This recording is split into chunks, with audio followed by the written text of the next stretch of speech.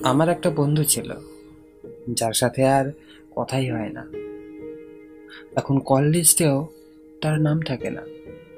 একটা সময় আমরা একে অপরকে অনেক ভালোভাবে জানতাম। এখন না সে আমার জীবন সম্পর্কে জানে, আর না আমি তার জীবন সম্পর্কে জানি। জানি না কিভাবে দূরত্ব বেড়ে গেল। বন্ধুত্ব থেকে ইনস্টাগ্রাম ফলোয়ার হয়েই রয়ে গেল। এখন অনেক ফর্মাল হয়ে গেছি আমরা। সবসময় কথা বলা সেই বন্ধুটা কোথায় যেন হারিয়ে গেছে। এখন মনেও পড়ে না একে অপরকে। যে আগে সব কথা শেয়ার করতো, এখন সে বার্থডে উইশ করতেও ভুলে যায়।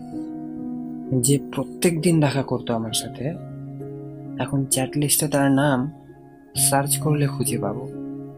চ্যাট লিস্টে যে মানুষটা সবার উপরে থাকতো, এখন তার সাথে কথা বলতে গেলেও ভাবতে হবে।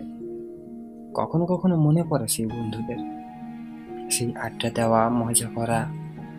কিন্তু কি আর করা যাবে, কিছু বন্ধুত্ব সীমিত সময়ের জন্যই থাকে হয়তো।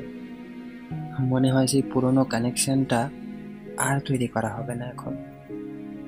প্রত্যেকটা কথায় পার্টি চাওয়া বন্ধুটা ফেস্টিভ্যালে ফরওয়ার্ডেড মেসেজ পাঠায় এখন। এখন তো টপিকও থাকে না আমাদের কাছে কথা বলার। কমিউনিকেশন গ্যাপ এতটাই বেড়ে গেছে।